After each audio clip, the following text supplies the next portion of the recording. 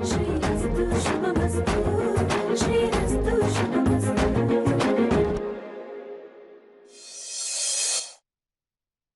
3 ತಿಂಗಳು ಕೆಲಸ ಬಿಡೋ ಹಾಗಿಲ್ಲ ಅಂತ ಶ್ರೀಗೆ ಹೇಳಿದ್ರಂತೆ. ನನಗೆ ಕೇಳಿ ತುಂಬಾ ಖುಷಿ ಆಯ್ತು ಅಜ್ಜಿ. ನಿಮ್ಮ ಮಾತಿಗೆ ಬೆಲೆ ಕೊಟ್ಟು ಇವತ್ತು ಶ್ರೀ ವಾಪಸ್ ಕೆಲ್ಸಕ್ಕೆ ಬಂದಿದ್ದಾರೆ. ಹೀಗೆ ಮನೆಗೂ ವಾಪಸ್ ಬರ್ತಾರೆ ಅನ್ನೋ ನಂಬಿಕೆ ಬರ್ತಾ ಇದೆ.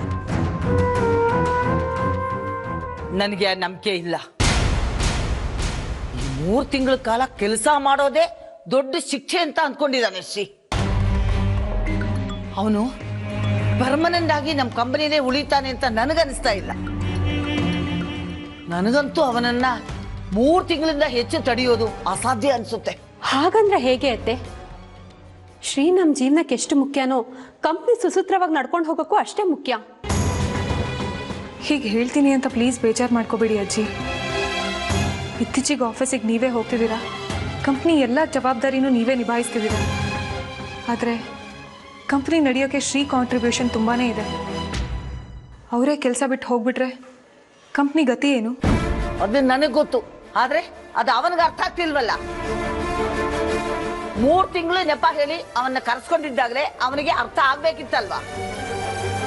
ನಮಗೆ ನಮ್ಮ ಕಂಪನಿಗೆ ಅವನ ಅವಶ್ಯಕತೆ ತುಂಬಾ ಐತೆ, ಅದಕ್ಕೆ ಈ ತರ ನೆಪ ಹೇಳಿ ಕರ್ಸ್ಕೊಂಡಿದ್ದಾರೆ ಅಂತ. ಜೈಲಲ್ಲಿ ಕೂಡಾಕಿದ್ದೀನಿ ಅನ್ನೋ ತರ ಕೋಪ ಮಾಡ್ಕೊಂಡು ಮಾತಾಡ್ದ. ನಾನು ಎಷ್ಟು ಅಂತ ಅವನಿಗೆ ಸ್ಥಳ ಹೊಡೀಲಿ?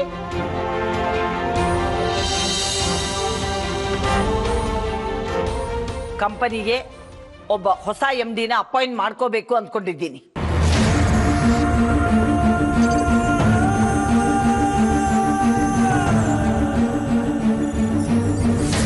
ಯಾವುದೋ ಪರ್ಸನಲ್ ಮ್ಯಾಟರಿಂದ ಅನ್ನಪೂರ್ಣ ಮೇಡಮು ತಪ್ಪು ಮಾಡ್ತಿದ್ದಾರೆ ಸರ್. ಒಂದು ಕೆಲಸ ಮಾಡೋಣ, ನೀವು MD ಪೋಸ್ಟ್ ಬಿಡ್ತಿದ್ದೀರಿ ಅನ್ನೋ ಕಾರಣಕ್ಕೋಸ್ಕರ ತಾನೇ ಅನ್ನಪೂರ್ಣ ಮೇಡಮು ಹೊಸ ಕ್ಯಾಂಡಿಡೇಟ್ ಹುಡುಕ್ತಿರೋದು. 3 ತಿಂಗಳಾದ್ಮೇಲೆ ನೀವು ಕೆಲಸ ಬಿಡಲ್ಲ ಅಂತ ಹೇಳಿ ಸರ್. ನಾವು ಸ್ಟಾಫ್ ಎಲ್ಲ ನಿಮ್ಮ ಪರವಾಗೇ ಇರ್ತೀವಿ. ಆಗ ಈ ಹೊಸ MD ಮ್ಯಾಟ್ರೇ ಕ್ಲೋಸ್ ಆಗುತ್ತೆ. ಹೌದು ಬಾಬಾ, ಒಂದೇ ಒಂದ್ಸತಿ ಅಜ್ಜಿ ಹತ್ರ ಮಾತಾಡಿ ಪ್ಲೀಸ್. ಅವ್ರು ನನ್ನ ಅಜ್ಜಿಗೆ ಉಳಿದಿಲ್ಲ ರವಿ. ಈಗ ನಾನೇ ಕಂಪ್ನಿ ಎಂಪ್ಲಾಯಿ, ಅವ್ರು ನನ್ನ ಬಾಸ್ ಅಷ್ಟೇ. ನನ್ನ ಜಾಗಕ್ಕೆ ಇಂಡಿಯನ್ನ ಕೂರ್ಸಕ್ಕೆ ಹೊರಟಿರೋ ಪ್ರೊಪ್ರೈಟರ್ ಮೇಡಮ್ ಅವರು ನಾನು ಇಲ್ಲದೆ ಕಂಪ್ನಿ ನಡೆಸ್ಬೋದು ಅನ್ನೋದನ್ನು ಪ್ರೂವ್ ಮಾಡಕ್ಕೆ ಹೊರಟಿದ್ದಾರೆ. ನಂಗೆ ಅವಮಾನ ಮಾಡಲೇಬೇಕು ಅಂತ ನಿಂತಿರೋರು ಮುಂದೆ ನಾನು ಹೋಗಿ ಇನ್ನೊಂದು ಅವಕಾಶ ಕೇಳಿದ್ರೆ ಸರಿ ಇರುತ್ತಾ ಹೇಳು? ಸರ್, ಹಾಗಂತ ಸುಮ್ಮನೆ ಇದ್ರೆ ಯಾವುದೇ ಗಂಧ ಗಾಳಿ ಇಲ್ಲದೆ ಇರೋರನ್ನ ಕರ್ಕೊಂಡು ಬಂದು MD ಪೋಸ್ಟ್ ಕೂರಿಸ್ತಾರೆ ಸರ್. ನೀವು ಅವ್ರಿಗೆ ಅಸಿಸ್ಟ್ ಮಾಡಬೇಕಾಗತ್ತೆ. ಆಗ ಇದಕ್ಕಿಂತನೂ ಹೆಚ್ಚು ಅವಮಾನ ಆಗುತ್ತೆ ಸರ್. ಅದು ನಿಮಗೆ ಅರ್ಥ ಆಗುತ್ತೆ ಸುಧಾ ಅವರೇ, ಆದ್ರೆ ಅರ್ಥ ಆಗ್ಬೇಕಾದ್ರೆ ಅರ್ಥನೇ ಆಗ್ತಿಲ್ವಲ್ಲ, ಏನು ಮಾಡಲಿ? ಹೊಸ MD ನ? ಹೌದು ಶ್ರೀ. 3 ತಿಂಗಳು ನೋಟಿಸ್ ಪೀರಿಯಡ್ ಮುಗಿದ ಮೇಲೆ ನಮ್ಮ ಕಂಪನಿ ಕೆಲಸ ಬಿಟ್ಟು ಹೋಗ್ಬೋದು. ಆಮೇಲೆ ನಮ್ಮ ಕಂಪನಿಗೆ ಯಾರಾದರೂ ಒಬ್ಬ MD ಅಂತ ಇರಬೇಕಲ್ಲ, ಅದಕ್ಕೆ ನಾಳೆನೆ ಹೊಸ MD ಚಾರ್ಜ್ ತಗೋತಾರೆ. ಶ್ರೀ ಜಾಗಕ್ಕೆ ಹೊಸ MD ಕರ್ಕೊಂಡು ಬಂದ್ರೆ ಶ್ರೀಗೆ ಅವಮಾನ ಮಾಡ್ದಾಗಲ್ವಾ? ಇದ್ರಲ್ಲಿ ಅವಮಾನ ಏನ್ ಬಂತು? ಅವನೇ ಕಂಪನಿ ಕೆಲಸ ಬಿಟ್ಟು ಹೋಗ್ತೀನಿ ಅಂತ ಹೇಳಿದ್ದಕ್ಕೆ ತಾನೆ ನಾನು ಹೊಸ MDನೇ ಅಪಾಯಿಂಟ್ ಮಾಡ್ಬೇಕು ಅಂತ ಇರೋದು. 3 ತಿಂಗಳಾದ್ಮೇಲೆ ಶ್ರೀ ಕೆಲಸ ಬಿಟ್ಟು ಹೋಗ್ತಾನೆ ಅಂತ ಏನ್ ಗ್ಯಾರಂಟಿ ಅತ್ತೆ? ಅವ್ನು ಬಿಟ್ಟು ಹೋಗಲ್ಲ ಅಂತ ಏನ್ ಗ್ಯಾರಂಟಿ? ನೀವು ಹೇಳಿದ ಟೈಮ್ 3 ತಿಂಗಳು ಮುಗೀತು, ಇನ್ನು ನೀವುಂಟು ನಿಮ್ಮ ಕಂಪನಿ ಉಂಟು ಅಂತ ಕೆಲಸ ಬಿಟ್ಟು ಹೊರಟು ಬಿಟ್ರೆ ಶ್ರೀ ಇಲ್ಲ ಅಂತ ನನ್ನ ಕಂಪನಿ ಮುಚ್ಚಕ್ಕಾಗಲ್ಲ. ನಮ್ಮ ಕಂಪನಿ ಕೆಲಸನೇ ನಂಬ್ಕೊಂಡು 106 ಜನ ಇದ್ದಾರೆ. ಅವರ ಬಗ್ಗೆನೂ ನಾನು ಯೋಚನೆ ಮಾಡಬೇಕು. ನನಗೆ ಬೇರೆ ದಾರಿ ಇಲ್ಲ. ಶ್ರೀಗೆ ವಿಷಯ ಗೊತ್ತಾ? ಗೊತ್ತು. ಏನ್ ಹೇಳ್ದ? ಅವನ ಜಾಗಕ್ಕೆ ಇನ್ಯಾರನ್ನೋ ತಂದು ಕೂರ್ಸಕ್ಕೆ ಅವನು ಒಪ್ಕೊಂಡ? ಅವನ ಒಪ್ಪಿಗೆ ನಾನು ಕೇಳಲಿಲ್ಲ, ಅದ್ರ ಅಗತ್ಯನೂ ನನಗಿಲ್ಲ. ನನ್ನ ಜಾಗಕ್ಕೆ ಇನ್ಯಾರೋ ಬರ್ತಿದ್ದಾರೆ ಅಂತ ಹೇಳಿದ ಕ್ಷಣದಿಂದ ನನ್ನ ಉಸಿರೇ ಕಟ್ಟಾಗ ಆಗ್ತದೆ. ಇನ್ನು ಬರೋ ಹೊಸ MDಗೆ ನಾನು ಟ್ರೈನ್ ಮಾಡ್ಬೇಕಂತೆ. ನನಗೆ ಅಸಿಸ್ಟ್ ಮಾಡಕ್ಕೆ ಯೋಗ್ಯತೆ ಇಲ್ದಿರೋರಿಗೆ ನಾನು ಅಸಿಸ್ಟ್ ಮಾಡ್ಬೇಕಂತೆ. What the hell? ಪ್ಲೀಸ್ ದುಡುಕ್ಬೇಡಿ ಅಜ್ಜಿ. ಅವ್ರ ಬಗ್ಗೆ ಮನ್ಸಲ್ಲಿ ಅಷ್ಟೊಂದು ಪ್ರೀತಿ ಇಟ್ಕೊಂಡಿದ್ದೀರಾ. ಅವ್ರು ಒಂದ್ಸಲಿ ಮನೆಗೆ ಬಂದ್ರೆ ಸಾಕು ಅಂತ ಕಾಯ್ತಿದ್ದೀರಾ. ಅಂಥದ್ರಲ್ಲಿ ನೀವೇ ಅವ್ರನ್ನ ದೂರ ಮಾಡ್ಕೊಳಕ್ ಹೊರಟಿದ್ದೀರಾ. ನಾನು ನನ್ನ ಮೊಮ್ಮಗನ್ನ ದೂರ ಮಾಡ್ಕೊಳಕ್ ಹೊರಟಿದ್ದೀನ? ಮತ್ತಿನ್ನೇನಜ್ಜಿ, ಶ್ರೀ ಇದ್ದಾಗಲೇ ಬೇರೆಯವ್ರನ್ನ MD ಮಾಡಕ್ ಹೊರಟಿದ್ದೀರಾ. ಅವ್ರ ಈಗೋ ಹರ್ಟ್ ಆಗಲ್ವಾ? ಅವ್ರು ಮಾನಸಿಕವಾಗಿ ನಮ್ಮಿಂದ ಇನ್ನಷ್ಟು ದೂರ ಹೋಗ್ತಾರೆ. ಇವತ್ತು ನೋಟಿಸ್ ಪೀರಿಯಡ್ ನೆಪ ಹೇಳಿ ಶ್ರೀನ 3 ತಿಂಗಳಿಗೆ ಉಳಿಸ್ಕೊಂಡಿದ್ದೀರಾ. ನಾಳೆ ಇನ್ನೇನೋ ನೆಪ ಮಾಡಿ ಅವರನ್ನ ಪರ್ಮನೆಂಟ್ ಆಗಿ ಉಳಿಸ್ಕೋಬಹುದು. ಪ್ಲೀಸ್ ಅಜ್ಜಿ, ಹೊಸ MD ತರೋ ಯೋಚನೆ ಬಿಟ್ಬಿಡಿ ಪ್ಲೀಸ್.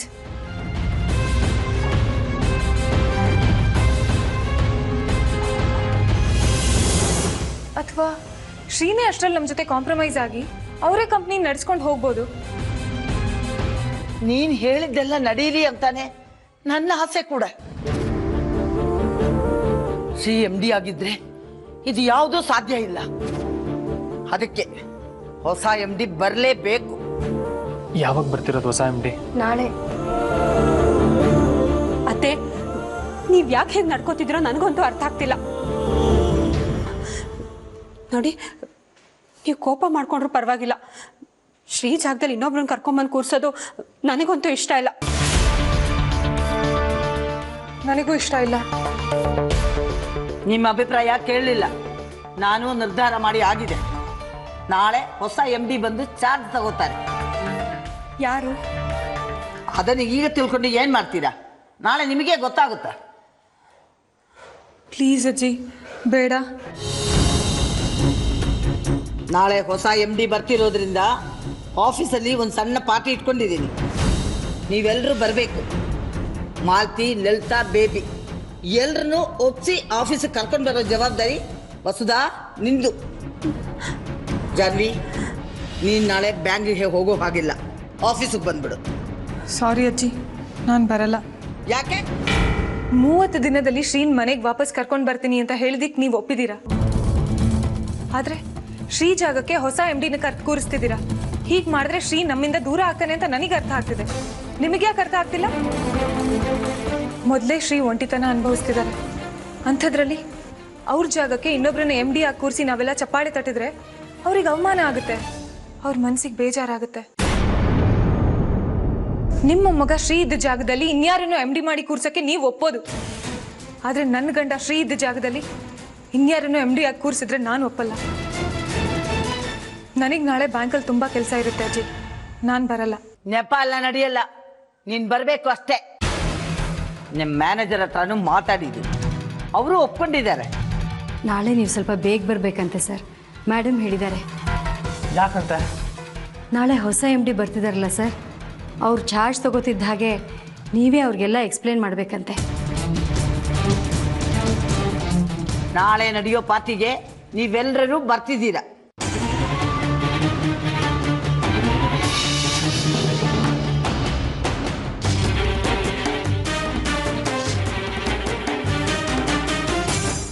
ಬಾಬಾ ಬಾಬಾ ಪ್ಲೀಸ್ ಬಾಬಾ, ಇಷ್ಟೊಂದು ಅಪ್ಸೆಟ್ ಆಗಬೇಡಿ ಬಾಬಾ, ನನಗೆ ತುಂಬ ಭಯ ಆಗ್ತಿದೆ.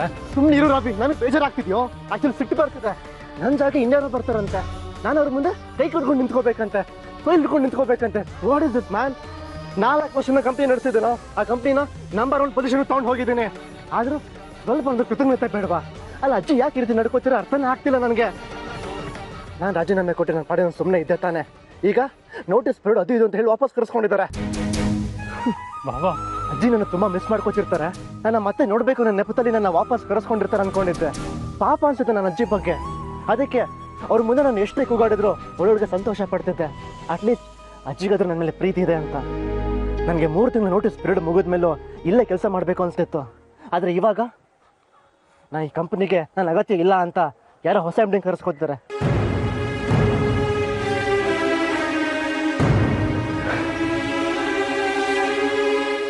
ತಮ್ಮ ಮೊಮ್ಮಗನ್ನ ವಾಪಸ್ ಕರೆಸ್ಕೊಂಡಿದ್ದಾರೆ ಅನ್ಕೊಂಡಿದ್ದೆ. ಅಲ್ಲ, ತನ್ನ ಕಂಪ್ನಿ ಎಂಪ್ಲಾಯಿನ 3 ತಿಂಗಳು ನೋಟಿಸ್ ಪೀರಿಯಡ್ ಮುಗಿಸ್ಲಿ ಅಂತ ವಾಪಸ್ ಕರೆಸ್ಕೊಂಡಿರೋದು.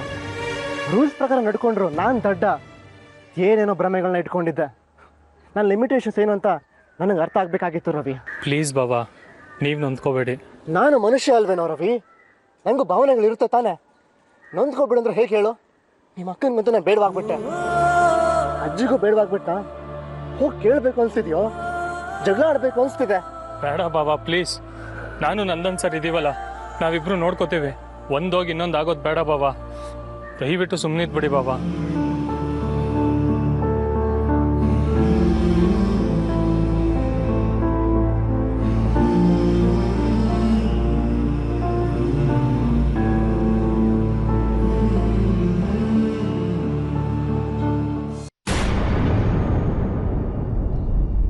ಅಮ್ಮ, ನಾನಂತೂ MD ಪಾರ್ಟಿಗೆ ಬರೋದಿಲ್ಲ.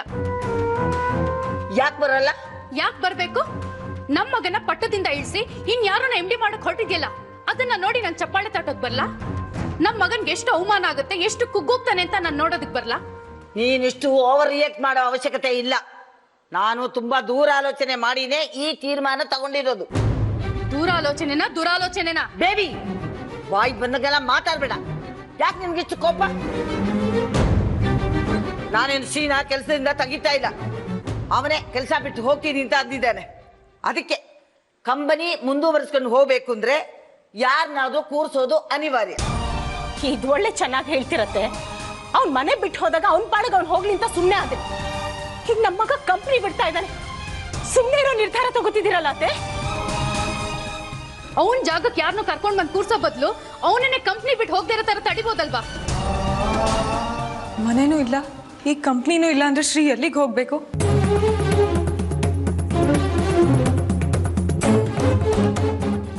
ಸಾಕು ನಿಂದು ಸಿಂಪತಿ ಡ್ರಾಮಾ.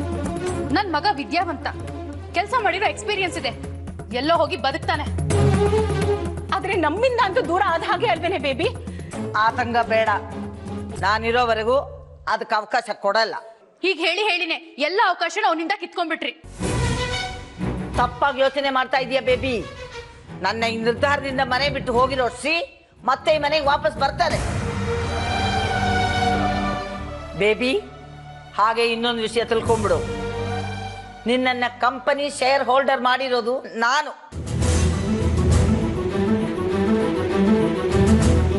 ಯಾವಾಗ ಬೇಕಾದ್ರೂ ಆ ಅಧಿಕಾರ ಹಕ್ಕನ್ನು ವಾಪಸ್ ತಗೋಬಹುದು. ಆ ಹಕ್ಕು ನನಗಿನ್ನೂ ಇದೆ.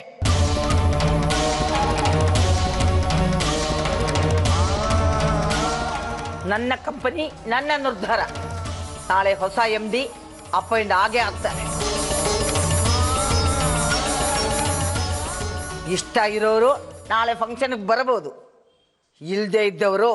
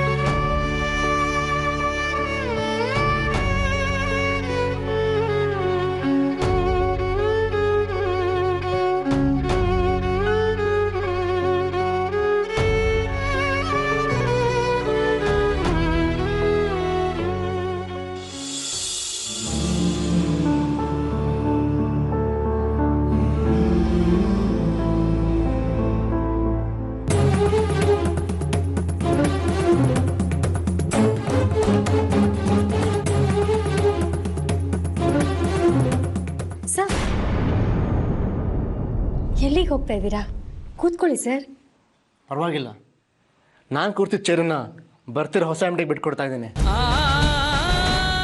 ನೀಲೆಲ್ಲಾದ್ರೂ ಕೂತ್ಕೊಂಡ್ರೆ ಇಲ್ಲಿಂದ ಇಳಿಸ್ಬಿಡ್ತಾರೆ ಅನ್ನೋ ಭಯ. ನಾ ಹೊರಗಡೆ ಇರ್ತೀನಿ, ಮೀಟಿಂಗ್ ಶುರು ಆದ್ಮೇಲೆ ಹೇಳಿ ಬರ್ತೀನಿ.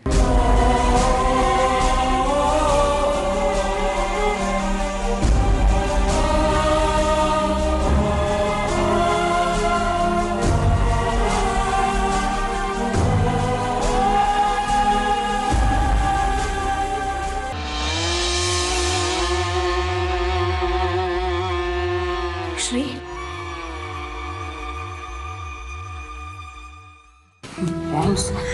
ಹೇಗಿದ್ಯಾ?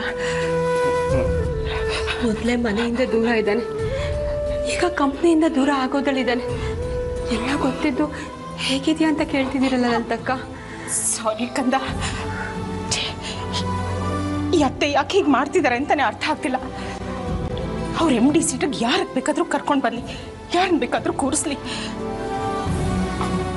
ಆದ್ರೆ ನಿನ್ ಕೆಳಗಿಳಿಸಿದ್ರಲ್ಲ, ಅದೇ ಕಣ ನಂಗೆ ತುಂಬ ನೋವು ಆಗ್ತಿರೋದು.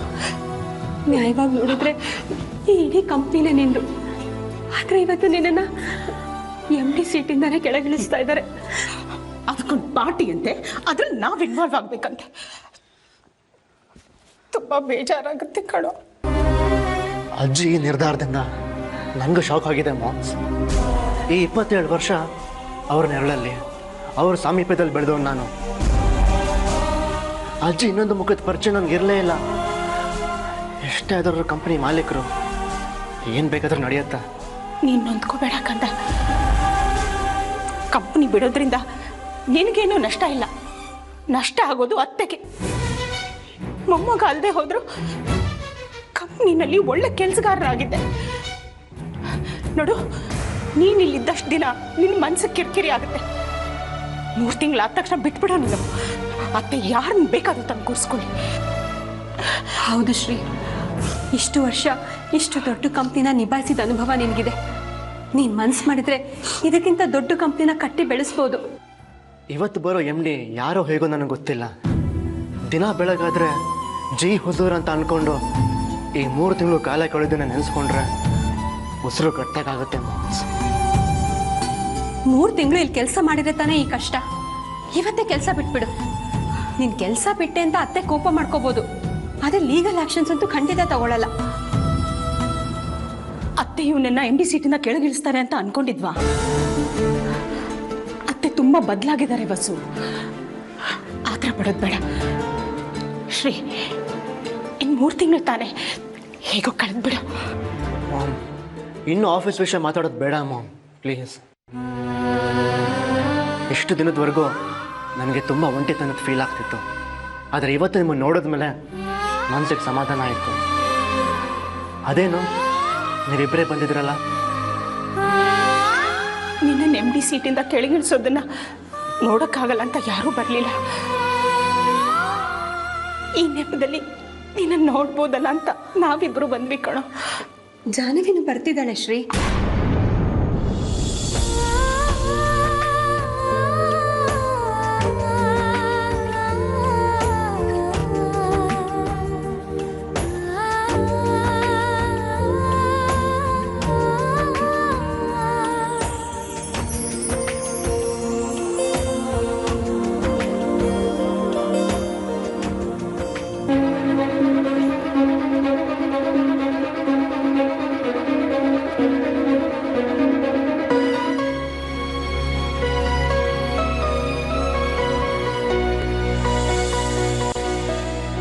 ಹ್ಯಾಪಿ ವ್ಯಾಲೆಂಟೈನ್ಸ್ ಡೇ ಜಾನು.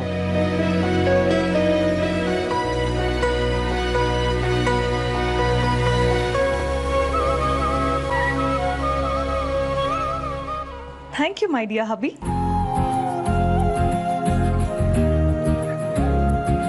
ನನ್ನ ಲೈಫಲ್ಲಿ ವೆರಿ ಸ್ಪೆಷಲ್ ಆಗಿರೋ ನನ್ನ ಜಾನುಗೆ ನನ್ನ ಕಡೆಯಿಂದ ಎ ಸ್ಪೆಷಲ್ ಸ್ಮಾಲ್ ಗಿಫ್ಟ್.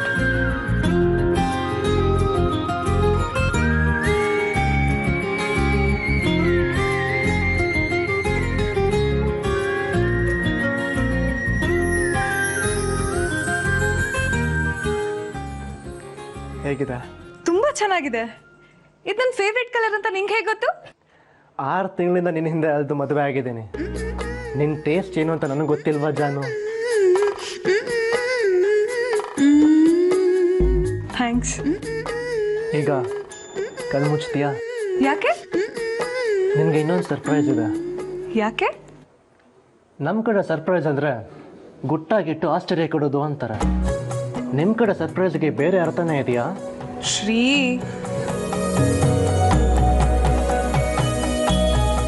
ಈಗ ನಿನ್ನ ಬ್ಯೂಟಿಫುಲ್ ಕಣ್ಗಳನ್ನು ಒಂದು 10 ಸೆಕೆಂಡ್ ಮುಚ್ತೀಯಾ ಪ್ಲೀಸ್?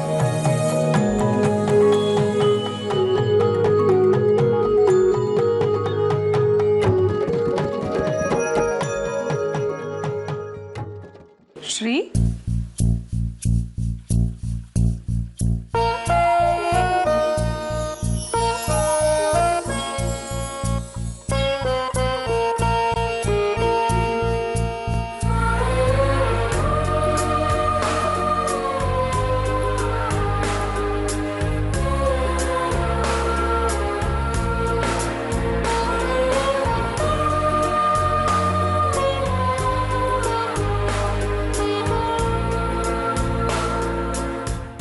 ಹೇಗಿದೆ?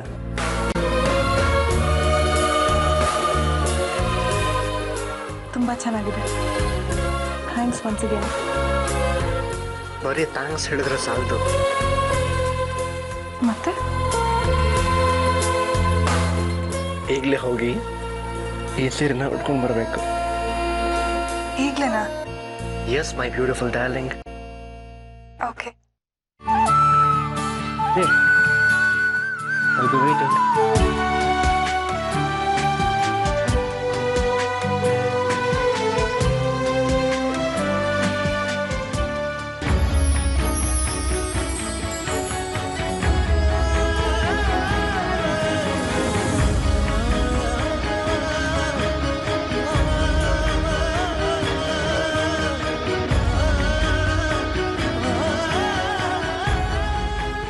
ವಾವ್, ತುಂಬಾನೇ ಮುದ್ದಾಗಿ ಕಾಣ್ತಿದೀಯ ಜಾನು. ಥ್ಯಾಂಕ್ಸ್. ನಿನಗೊಂದು ಸೀಕ್ರೆಟ್ ಹೇಳ್ಕೊಡ್ಲಾ ಇವತ್ತು? ಏನು? ನಾನೇನಾದ್ರೂ ಮನಸ್ಕೊಂಡ್ರೆ ಈ ಸ್ಯಾರಿ ಮತ್ತೆ ನೆಕ್ಲೆಸ್ ಹಾಕೊಂಡ್ ಬಾ, ಹಾಗೆ ಕರಗಿ ನೀರಾಗಿ ಹೋಗ್ತೀನಿ.